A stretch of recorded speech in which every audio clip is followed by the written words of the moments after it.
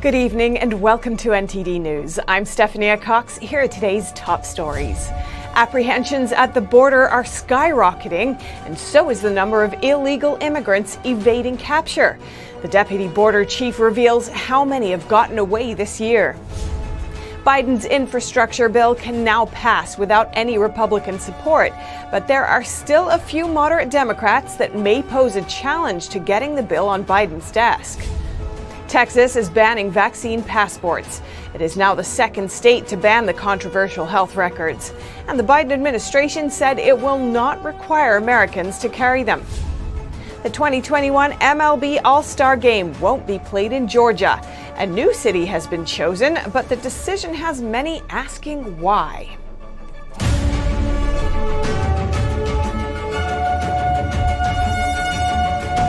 Biden is a step closer to passing his infrastructure bill. The Senate advisor gave Senate Majority Leader Chuck Schumer more flexibility to pass it even without any Republican support. But there are still a few moderate Democrats that may pose a challenge to getting the bill to Biden's desk. NTD's Melina Wisecup has the latest from D.C. This is a big win for Biden and the Democrats, with the Senate advisor giving the go-ahead to pass another budget reconciliation this year. It means that they can now pass this $2 trillion package with a simple majority vote and without any Republican support. It's important because it gives us a little more flexibility. You don't have to push everything into one bill. A spokesperson for Senate Majority Leader Schumer calls the second budget reconciliation a key pathway open to Democrats. But some are concerned about the future precedent this sets. Then you're going to end up having 3 bills that will pass Congress this year that will go around the filibuster, and there'll be giant spending bills. It's never been done before, and Biden's energy secretary says he's also prepared to use this path to push through his plan without any Republican support. My biggest concern is that we're going to end up having government by reconciliation, and basically you're going to have the president using the reconciliation measures to pass all of his big bills. And if you get 2 reconciliation measures every year, you're going to see two giant spending bills, and we're never going to get the debt under control. No official decision has been made on whether Congress will take this alternate route, but even if Schumer does sidestep the filibuster, he can't afford to lose a single Democratic vote. And it's looking like he might. Democratic Senator Joe Manchin told Talkline podcast, "If I don't vote to get on it, it's not going anywhere. We're going to have some leverage here." He wants the 28% corporate tax proposal lowered to 25%, and he says he's not alone. Manchin says there are at least 6 or 7 other Democrats that feel strongly about the tax hike. Some House Democrats have also spoken out against the 28% corporate tax. Now passing this infrastructure bill is really going to be in the hands of these Democratic leaders, Nancy Pelosi and Chuck Schumer, to reel in those moderate Democrats. And since negotiation with Republicans is less important now, Biden's commitment to bipartisanship will really be put to the test. Biden has repeatedly said that he plans to work with Republicans and will work with them on this infrastructure bill. But since their support is no longer needed to pass it, we'll see if he stays committed to that bipartisanship. Reporting in Washington, D.C., Melina Wisecup, NTD News. The White House says this is the first of a 2-part plan that Biden wants Congress to pass. Biden will propose another multi-trillion-dollar plan focused on children and health care. And the number of illegal immigrants being apprehended at the southern border is soaring, and so is the number of those who are evading capture. But border agents are in a bind because they're needed in overcrowded processing facilities at the same time.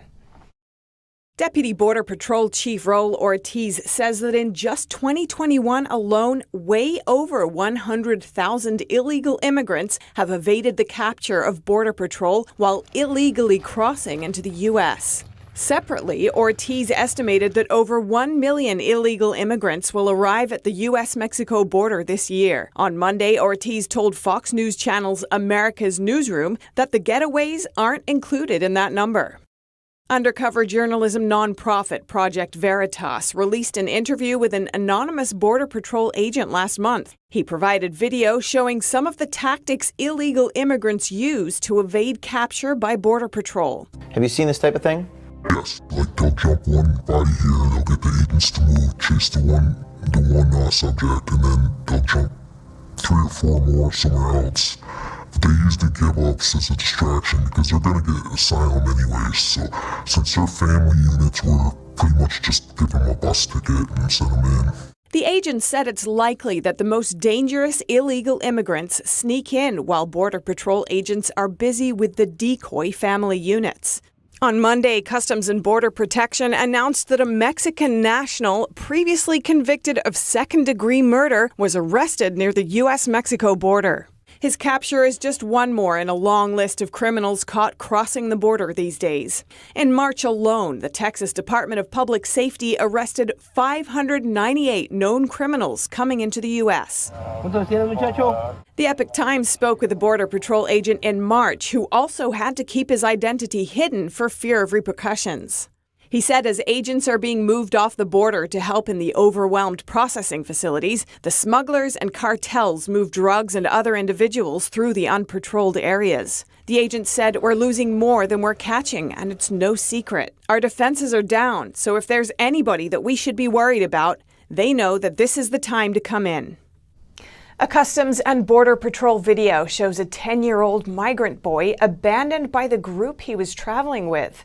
We don't know why or how he came to the U.S., but the video illustrates some of the dangerous conditions migrants face in their journey. The U.S.-Mexico border is seeing a surge of migrants, including children crossing over without their parents. But the Biden administration said they won't be beefing up security and will focus on telling people not to come over right now. ¿Ah? ¿Me puede ayudar? ¿Qué pasó? Es que yo venía con un grupo de personas y me dejaron botar y no sé dónde están.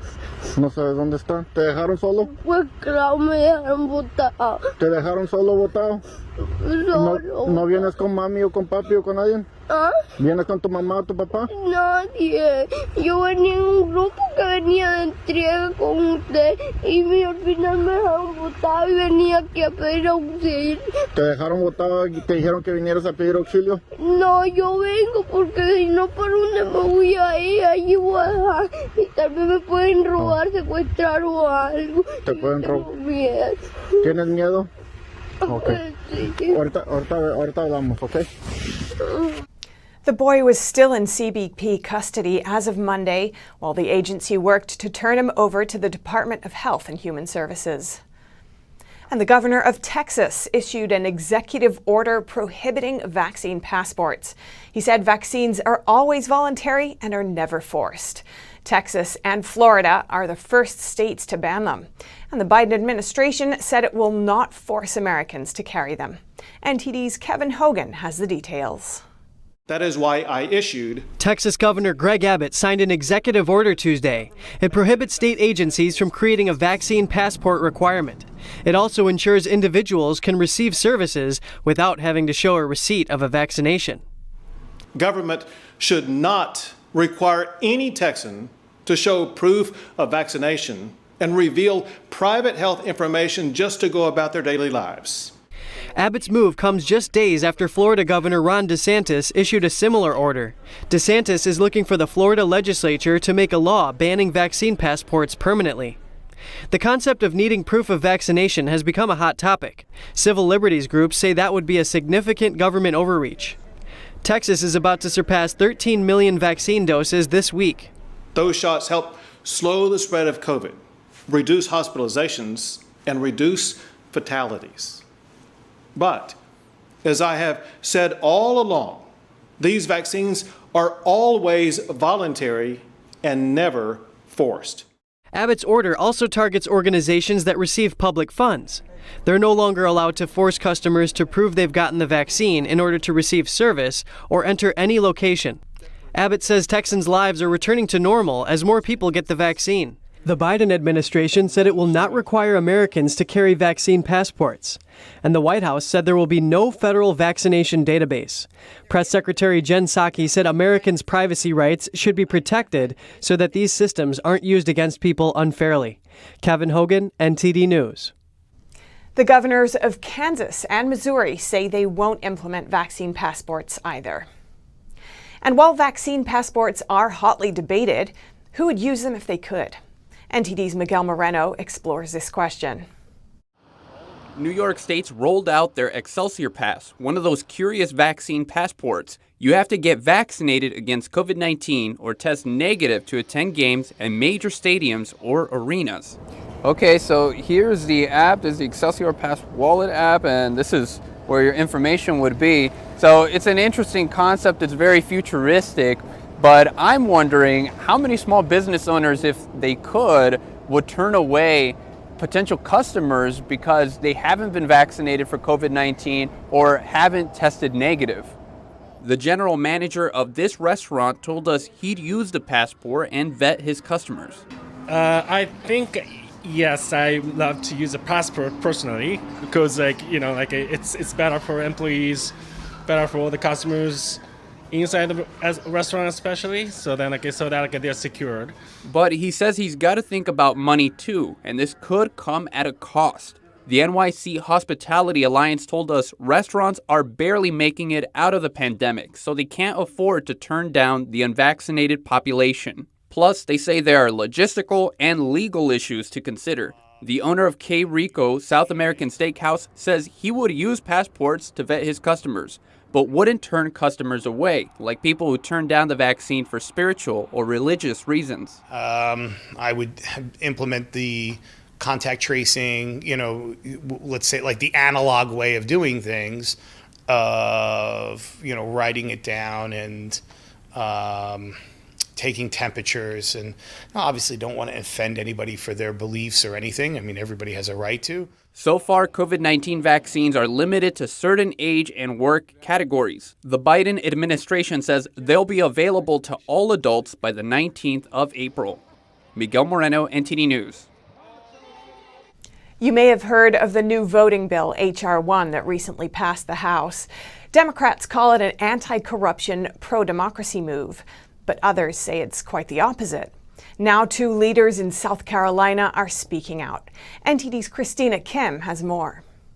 H.R. 1 is known as For the People Act, but Senator Lindsey Graham calls it an attempt by the radical left to take over every election system in the country. This, to me, is a very serious attempt to alter the balance of power, to centralize in the federal government a voting system that's ripe for fraud at the expense of every American who wants to vote fairly. South Carolina's governor chimed in, saying it's hard to believe this bill is already passed in the House. He notes that absentee ballots could lead to voter fraud. He's had experience prosecuting cases about it. Loosening the requirements on absentee voting to eliminate the integrity of that is bad enough. But this bill goes even farther. Graham went into some areas of the bill he finds problematic. It will take away the ability of a state to redistrict and send it up to the federal government. It institutionalizes ballot harvesting and requires mail-in voting as the way to go, that you'll get a ballot whether you want one or not. The bill says voter ID laws disproportionately impact minority communities, so it bans requiring a witness signature on absentee ballots. Voters only need to sign a statement confirming that they are who they say they are. If states are required to accept this form of identification, that effectively gets rid of voter ID laws. Another section of H.R. 1 makes it so every small dollar donation to a political candidate is matched by taxpayer money by 600%. For example, if someone donates $200 to a candidate, this bill would have it so the government contributes $1,200. And Graham stands up to his critics. They're calling all of us racist because we won't give in to this power grab. They play the race card morning, noon, and night. Senator Graham says he wants every eligible voter to be able to vote, and he won't back down trying to fight for secure and fair elections. Christina Kim, NTD News. The mayor of North Las Vegas is making some unexpected changes. He's switching lanes from Democrat to Republican. Mayor John Lee said the Democratic Party isn't the party he knew, citing its lurch towards leftism in recent years. He says the party abandoned its traditional working-class base and is now catering to socialists and elitists. And while he held on hoping the party would change, it didn't. His website says Nevada needs a switch and urges people to turn off the Democratic Socialists and turn on the light of liberty. Longtime Florida Congressman Alcee Hastings has died today. Hastings served as representative to Florida's 20th district for the past 28 years. His life was filled with controversy and triumph. In 1979, he was appointed by President Jimmy Carter as Florida's first African-American judge. A decade later, he was removed from his post on the federal bench after being convicted by the House on conspiracy and perjury charges. Just 3 years after being removed as a federal judge, Hastings went on to run for Congress, where he served for almost 3 decades. Hastings was diagnosed with pancreatic cancer in 2019, though his cause of death is still unknown. He was 84 years old. Major League Baseball's decision to move the All-Star Game from Atlanta to Denver is stirring opposition from both parties. NTD's Steve Lance brings us more on this story. Major League Baseball's decision to move the All-Star Game away from Atlanta is taking more heat from both sides of the aisle. In the wake of legislation passed in Georgia tightening voting laws, MLB announced they would be moving the All-Star Game to Colorado. They said the new legislation would disenfranchise minority voters. But since the move was announced, many have said that relocating the game to Colorado, which has stricter voting requirements than Georgia, doesn't make sense. Atlanta is also a majority black town that will lose an estimated $100 million in revenue because of the decision to move the game out of the city. Stacey Abrams, a prominent Georgia Democrat, has been one of the loudest voices against the legislation, but she was not in favor of boycotting the All-Star Game in Atlanta. But here's the thing. Black, Latino, AAPI, and Native American voters whose votes are the most suppressed under SB 202 are also the most likely to be hurt by potential boycotts of Georgia. Last week, President Biden was asked whether he supported moving the game. I think today's professional athletes are acting incredibly responsibly. I would strongly support them doing that. When the decision was made, Biden Press Secretary Jen Psaki did try to distance the administration from the move. So he was not dictating for what Major League Baseball should do, that they should move the All-Star Game. That was their decision. They made that decision, and as he stated earlier, he certainly supports that. MLB Commissioner Rob Manfred is facing criticism for the move. Colorado is a state that has stricter voting laws than Georgia, with fewer early voting days. It is also a state that has voter ID, something which recent polls suggest the majority of Americans are in favor of. Thanks, Steve. And a Brookings scholar just published a new book on U.S. competition with China. He suggests the U.S. can influence China by strengthening American values. Ryan Hass is the Brookings Institution's senior fellow focusing on China and Asia. In a discussion about his new book today, he suggested that if the U.S. strengthens its position on China, it will gain more influence there. The U.S. government recognizes that the Chinese Communist Party is committing genocide. Hass says the U.S. should let China know they will pay a price for continuing on the current course.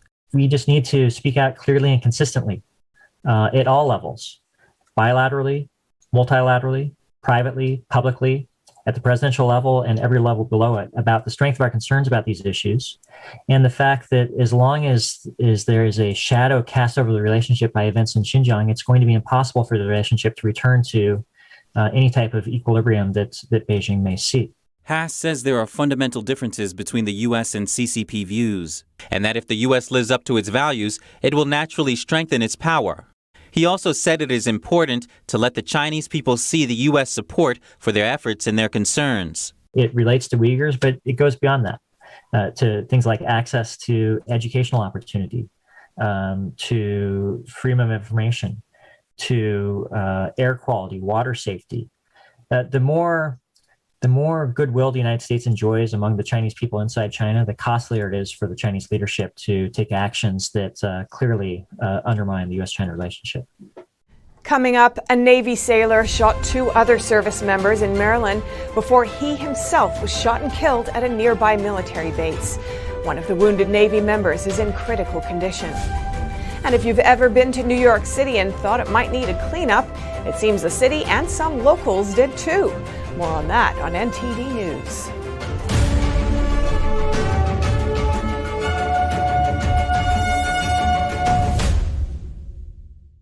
A Navy corpsman shot 2 other service members at a Maryland business park today, wounding one of them critically. Police say he then traveled to a nearby Army base where he was shot and killed. It's a very active scene right now. Police Chief Jason Lando said the events began Tuesday morning when police responded after an emergency call. Upon arrival at the scene, they found 2 adult males had been shot. Both males were in critical condition.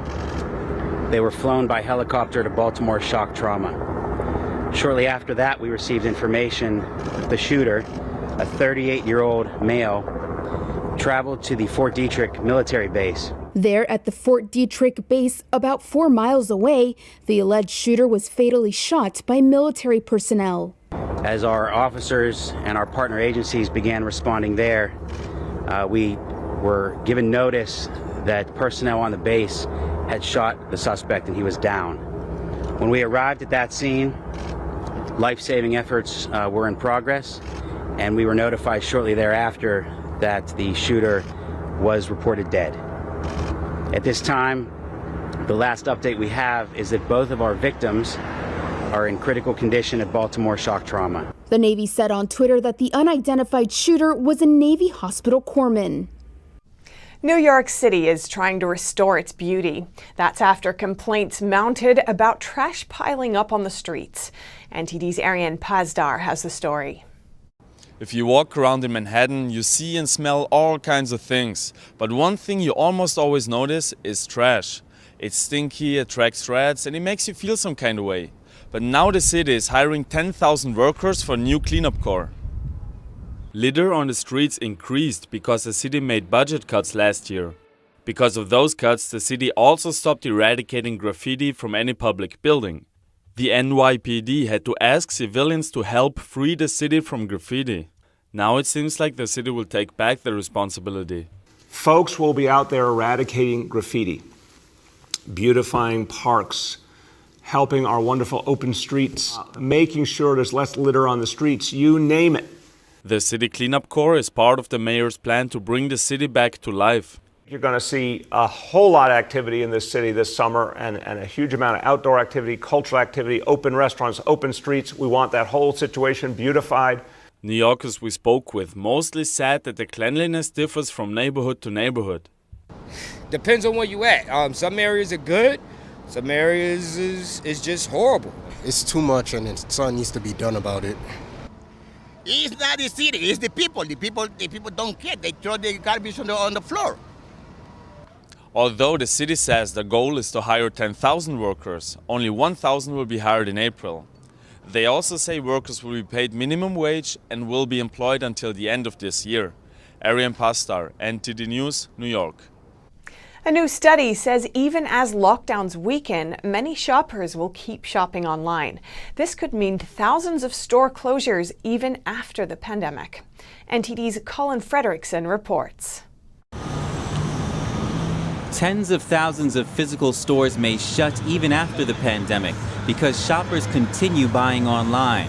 You know, I'm shopping from bed at midnight before I fall asleep, thinking, buying the things that I might need for the morning. A new study says around 9% of stores may close in the next 5 years. The hardest hit may be clothing and sports stores. I live in New York City, and New York City is one of those places where you just go see entire avenues devoid of brick and mortar shops that were there 5 years ago. Stores paid more attention to their online services during the pandemic. However, even with things opening up, shoppers are generally slow to return to physical stores. I broker quite a bit of retail myself. There's a plethora of vacancies. Corrections and price discovery are still underway, I would say. It depends on who you ask. If somebody's trying to sell doom and gloom or otherwise, I think retail is always going to have a necessary function. Numerous major retailers filed for bankruptcy last year, including JCPenney, Lord & Taylor, and Modell's Sporting Goods. The retail shuffle has been happening for a considerable period of time, from the last 5 to 10 years, but it just really accelerated from the pandemic. The only retail category maintaining their number of locations is auto parts retail. We see a large increase in demand for aftermarket or anything related to improving a vehicle. Everybody wants to get out and get ready for the summertime. Analysts say auto parts sales reached an all-time high in 2020. Although more people are buying online, many services still need to be performed in person. Colin Fredrickson, NTD News. If a burglar broke into your business and damaged your property, what would you do?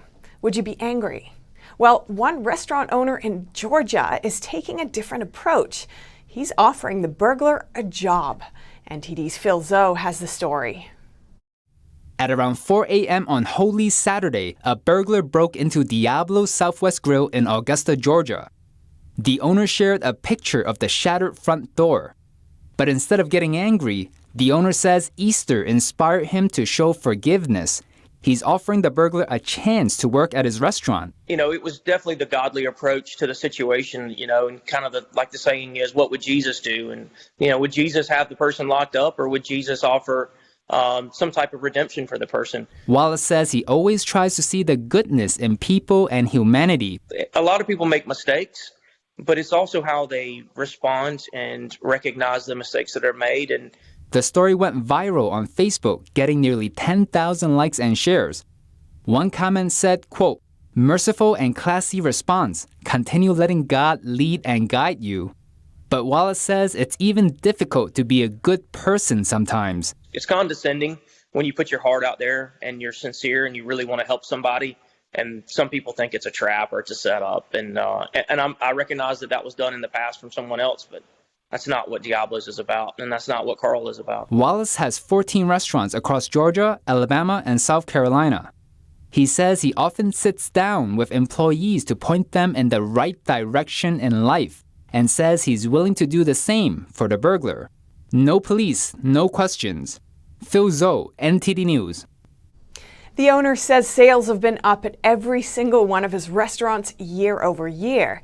He's planning to open his 15th restaurant later this year. Maybe acts of kindness bring their own rewards.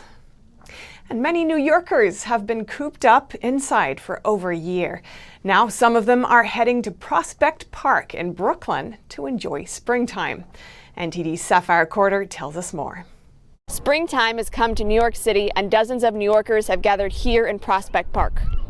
They enjoy the sweet breezes, the flowers, and the sunshine. I love spring because there's more sunlight, which just makes me so happy, makes me feel like I am out of the winter slump. I can come outside, reconnect with nature and myself. So yeah, I love that. The fresh air, curious pigeons, magnolia flowers against a blue sky, the lovely smells, sights so beautiful we weren't the only ones filming. Some want to get their energy out. Others are feeling more lazy. It's awesome to be outside. I think we survived the worst of COVID in the winter, and I think it's great that it's being timed at the same time that all the vaccines are being rolled out. People seem more comfortable. There is an air of peace and reconnection. One biker told me the wide outdoor spaces in the park are an amazing thing to have during the CCP virus outbreak. It was just a great break from being trapped inside. So now that we're coming out of the pandemic, I'm really looking forward to being able to enjoy it again. He says he's looking forward to the day when he can enjoy Prospect Park without a mask. Hopefully that day will be here soon. Sapphire Quarter, NTD News, New York. Up next, California's controversial crime bill was voted down. Under the bill, criteria for petty theft and misdemeanors would be changed. And a suspect has been arrested for the fatal stabbing of an elderly Asian woman in Riverside, California. But police are ruling out hate as the motive. All that and more on NTD News.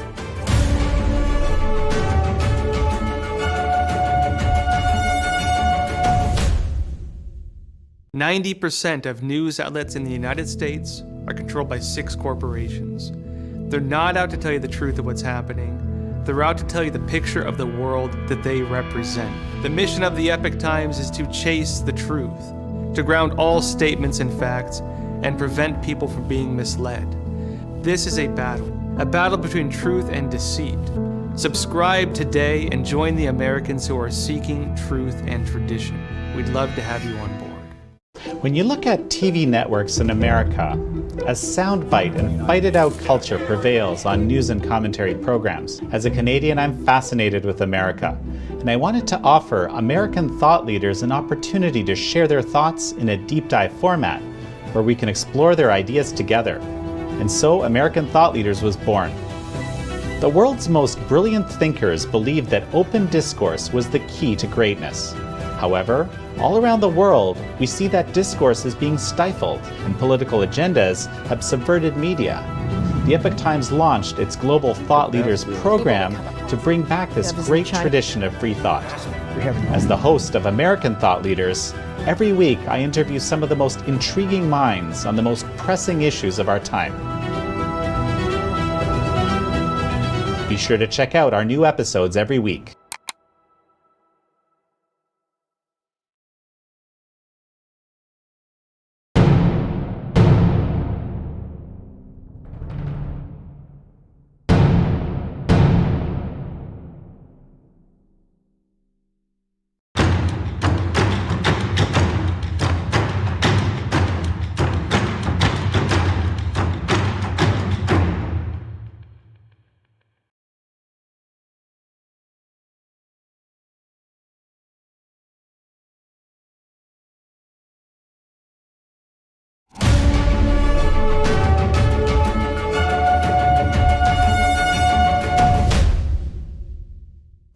A California crime bill that would have redefined the meaning of violent robbery was voted down on Monday. We hear more from the Senate hearing and NTD's David Lamb. A proposed California crime bill did not pass the California Senate on Monday.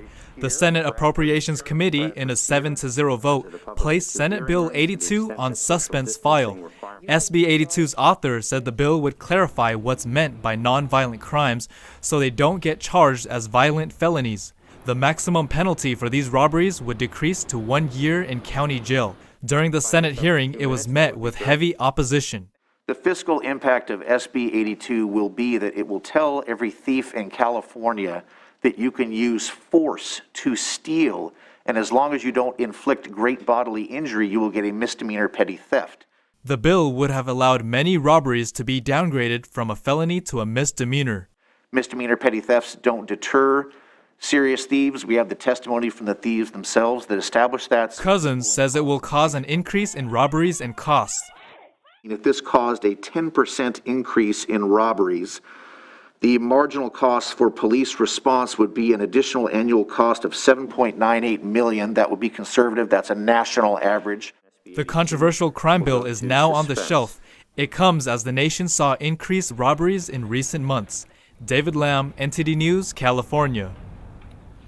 An elderly Asian woman was fatally stabbed while walking her dogs in California, but police say they don't think it was a hate crime. NTD's David Lamb brings us more. 64-year-old Ka Chia Mung was stabbed to death while walking her dog Saturday morning in Riverside, California.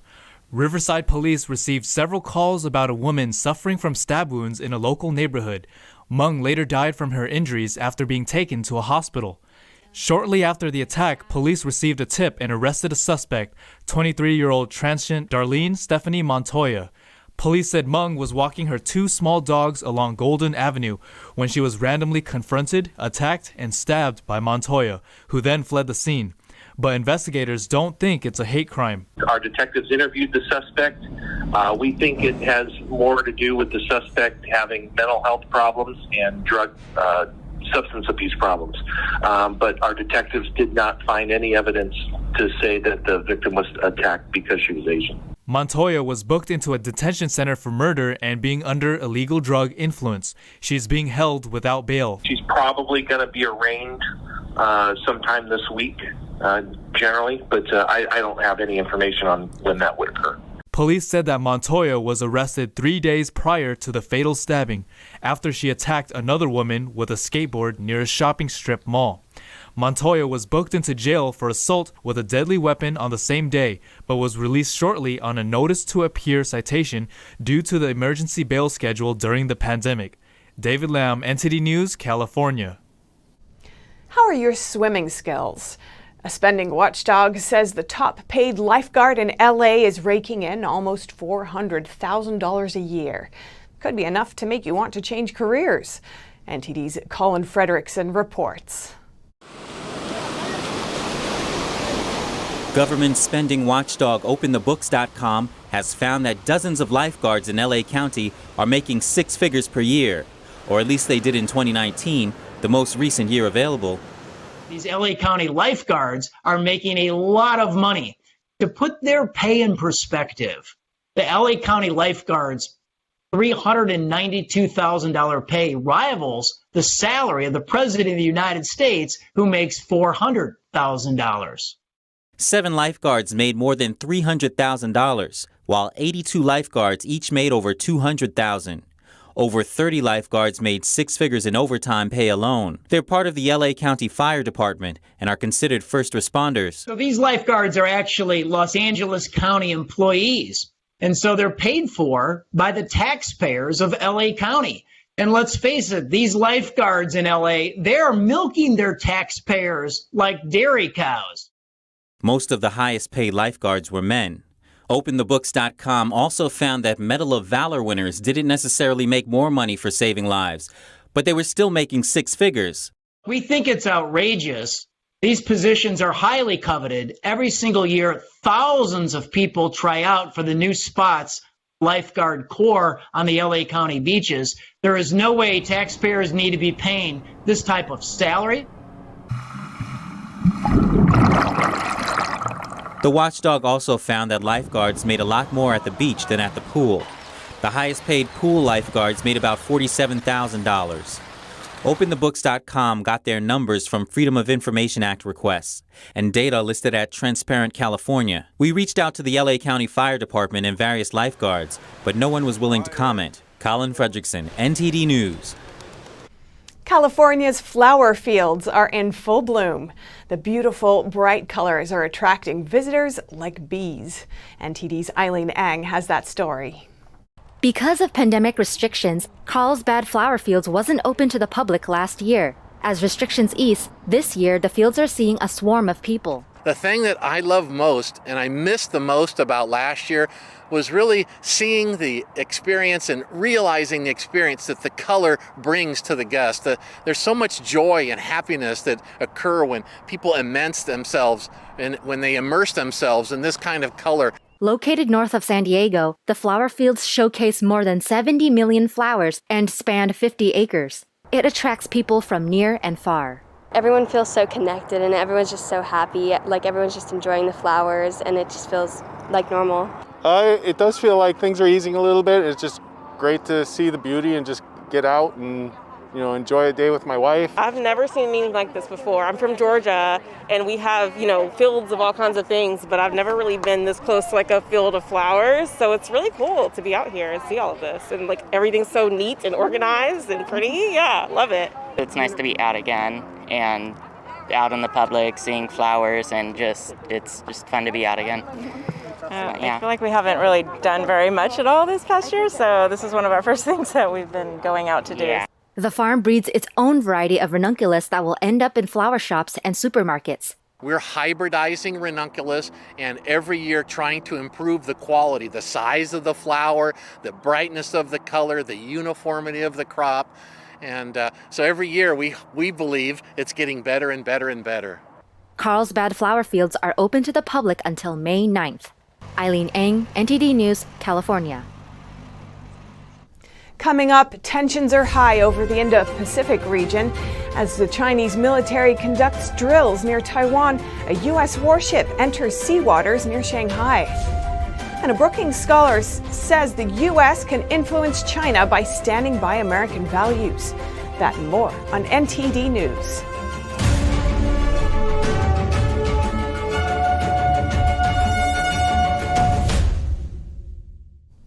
As tensions are rising in the Indo-Pacific region, a U.S. warship has entered the East China Sea. It came close to an area near Shanghai. NTD's Tiffany Meyer has the details. Some updates on U.S. activities in the Indo-Pacific. Tensions are rising in waters surrounding China. Last Sunday, a group of U.S. aircraft carriers and warships entered the South China Sea. A day before that, a U.S. destroyer entered the East China Sea. The warship also went near the Yangtze River estuary. That's where China's biggest city, Shanghai, is located. The warship then marched south. In the south is Taiwan, and Beijing has been flexing its muscles at the island. A Chinese think tank says the U.S. destroyer was targeting the East China Sea as it's headed towards this area right after it left Japan.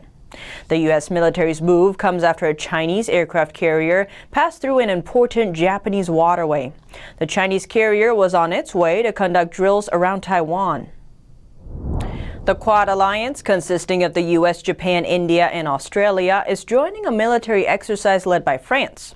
The 5 nations say they are trying to improve maritime security in the Indo-Pacific in order to confront Beijing's aggression. The exercise is held in the Bay of Bengal from April 5th to 7th. When it first started in 2019, only the U.S., Japan, Australia, and France participated. But this time, India is also joining for the first time. The French embassy in India says this is an opportunity to promote cooperations in a free and open Indo-Pacific. China affairs commentator Wang He told the Epoch Times he thinks there are 2 factors behind India's decision to join. The first is India's border conflict with Beijing last year. The second is France's deeper cooperation with India in the Indo-Pacific.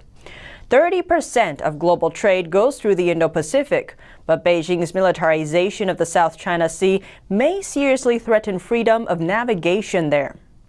French media FRI says both France and the Quad countries feel the growing threat of Communist China in the region. The Chinese regime sent out over 380 warplanes to the Taiwan Strait last year. The number is even higher this year. Meanwhile, in the South China Sea since early March, the regime has sent out more than 220 Chinese fishing boats to Philippines' claimed waters. The move again escalated tensions between the 2 countries.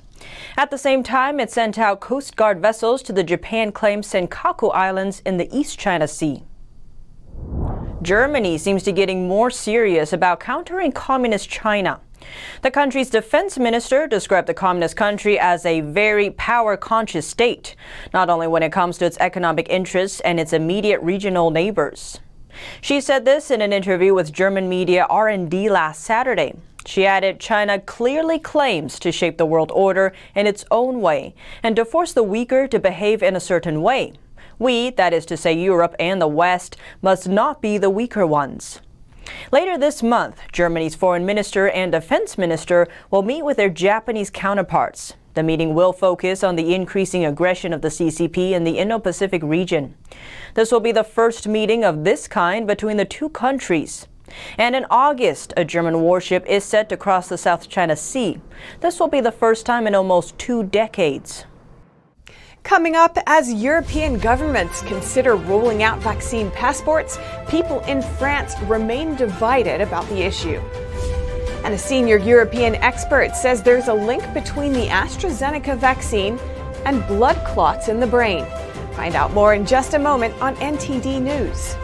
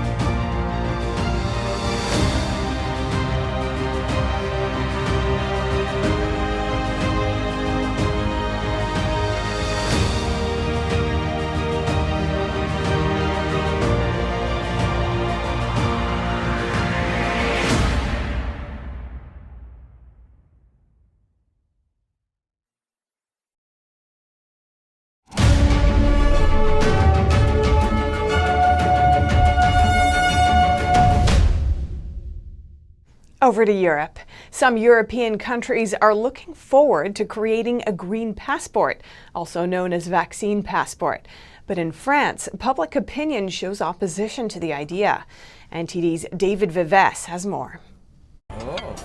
People in bars and restaurants, without masks. Over the past few weeks, pictures from Israel showing the end of lockdown are making the French wonder when life will be back to normal again.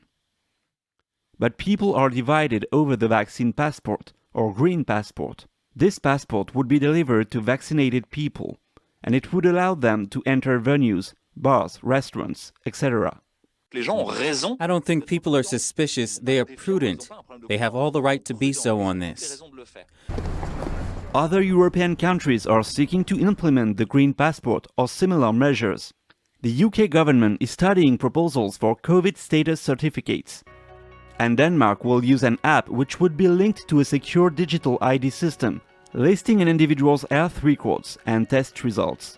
In France, a poll by a government agency shows more than 2/3 of the public is very opposed to the measure. Dr. Louis Fouché says this is simply violating human rights. Some said at one time we should do a passport for people infected with AIDS. It wasn't done. It wasn't done for any disease. The COVID passport must not be done. This goes against human rights. Where will it end? Do you smoke? Don't go to the butcher. Do you drink? Don't go to the hairdresser. You have a sore throat? Don't go to school. Wise people, philosophers, historians warned us in the past that this is how dictatorship begins. Moreover, the green passport hasn't been recommended by the WHO. A spokesperson of the organization said on Tuesday they are still not sure whether the vaccine prevents virus transmission. She also mentioned concerns over equity on the measure. David Vives, NTD News, Paris. An airline boss is criticizing the UK government's plans to restart travel. The CEO of EasyJet has questioned the use of costly PCR tests, which will be mandatory when traveling to low-risk countries. NTD's Neil Woodrow brings us more. EasyJet's CEO says the cost of a PCR test exceeds that of an average EasyJet ticket.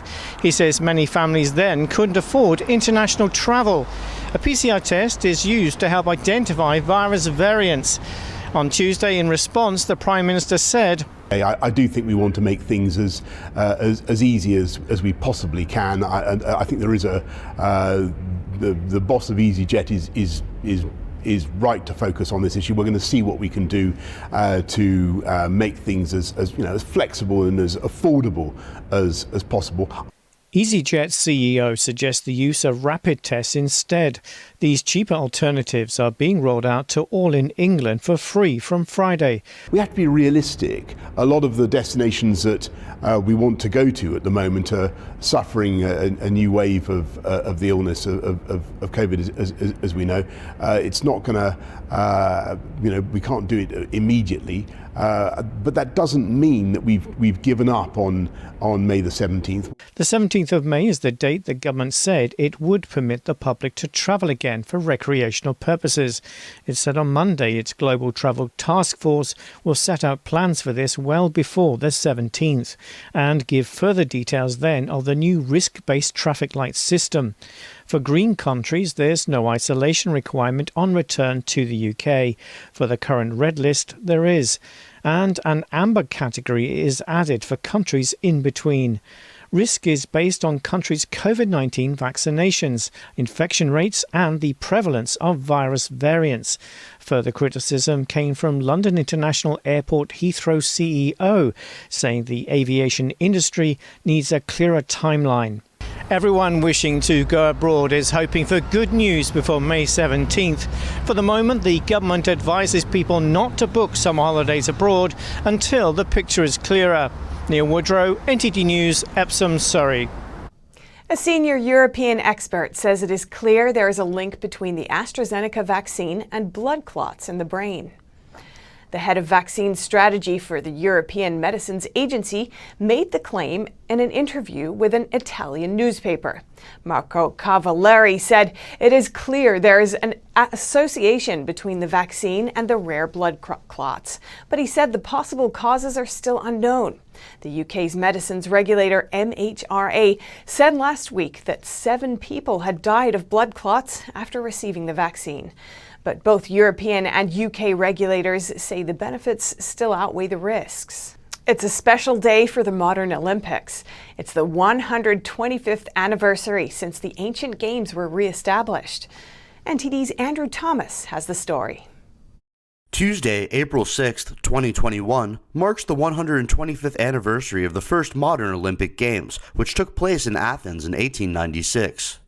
The 10-day event was officially known as the Games of the First Olympiad.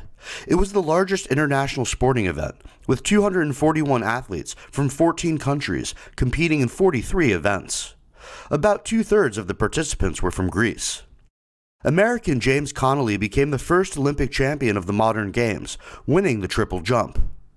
The game's success was cemented when Greek Spiridon Louis won the marathon. The event was introduced to commemorate the legend of Phidippides bringing the news of the victory over the Persians at the Battle of Marathon in 490 BC. The ancient Olympic Games were held between 776 BC and 393 AD in Olympia. After more than 15 centuries, Baron Pierre de Coubertin of France, known as the founder of the modern Olympics, proposed reviving the Olympic Games. In 1894, an agreement was reached at the International Paris Congress to re-establish the Olympics. The Tokyo 2020 Olympics were delayed for a year because of the pandemic. They're now set to run from July 23rd to August 8th, and the Paralympics are set to run from August 24th to September 5th. Andrew Thomas, NTD News. And the cold snap that brought snow to parts of the UK on Monday is flowing over into Europe. Spring flowers were covered in snow Tuesday morning in Brussels after a rare April snow dusted the city overnight. Snow flurries are forecast to continue through Wednesday. Plunging temperatures were expected in many parts of Europe through to Wednesday. And that's all for today's news. Thanks for tuning in. I'm Stephanie Cox.